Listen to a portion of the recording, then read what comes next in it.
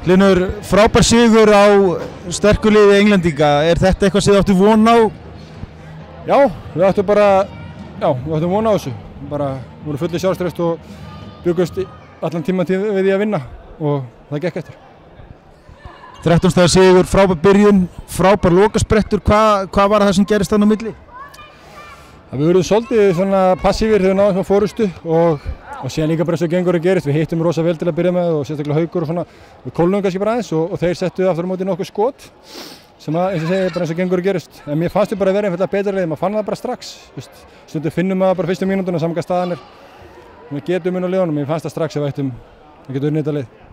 Martin 9-12 í skotum og 22 stig. Einhver þörf á Jón Arnóri? Nei, ég held ekki. Hann var ótrúlegur í dag. Hann er með góð gen og svona, þannig að hann er greinilega fullur sjálfstraust. Hann var bara ótrúlega góður og stundum er gott að bara vera ungur og vitlaust. Hann er ungur til að vera stressaður, hann tók bara momentið og gerði það sínu. Það var bara frábært hjá honum. Framöndan úti leikir við Bosníu og svo Breta. Hvernig líst ykkur á það? Já, Bosníuleikur er væntanlega bara mjög léttur. Tökum hann bara svona nokkurn veginn með vinstri, fyrir austan.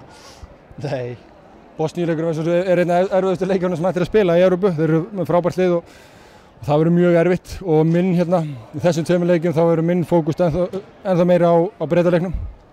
Og ég held að liðin ekkert er að breytast það mikið að fara upp í flug. Við getum alveg unnið á það eins og hér. Þið byrjið á Bosníumönnum. Það er sagt að Núrkins verði ekki með en Teletovic spili. Hvaða vonir eigum við á að ná hagstæðum úrslitum þar núti? Við getum alveg náð hagstæðum úrslitum. Við gætum alveg náð sigri í einhverjum svona, líkurnar eru ekki með okkar. Það er best að vera bara hreinskilið með það. Þeir eru sterkari þjóðheldur en við. Þeir eru að spila út velli og við erum að spila út velli.